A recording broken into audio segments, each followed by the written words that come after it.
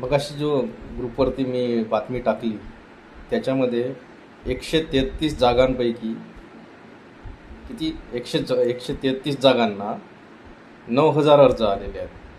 45 engineers आणि 35 BTech हे सुद्धा त्या पोलीस भरतीमध्ये आहेत. तर बघा कॉम्पिटिशनचा स्तर कुठे जात आहे की नाही.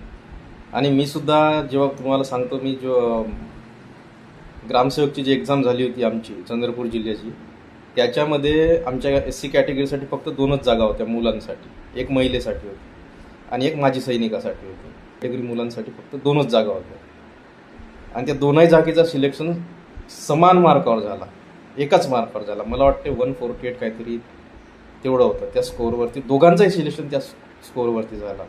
म्हणजे काय, मला जर 1 मार्क जरी कमी पडला असता या एक्झाममध्ये तरी माझं सिलेक्शन त्या ठिकाणी झालं नसतं.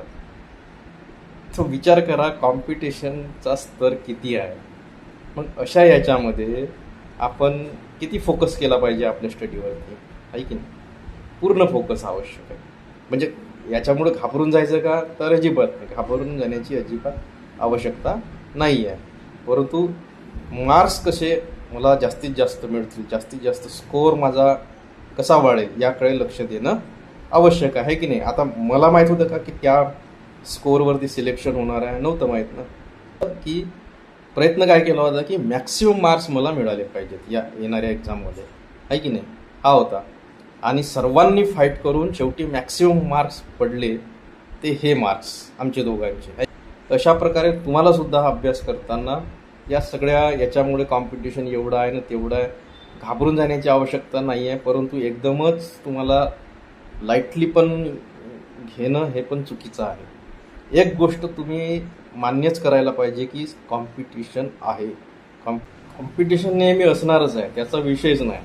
बघा ना, 133 काहीतरी जागा आहेत आणि फॉर्म किती 9,000 आहे की नाही.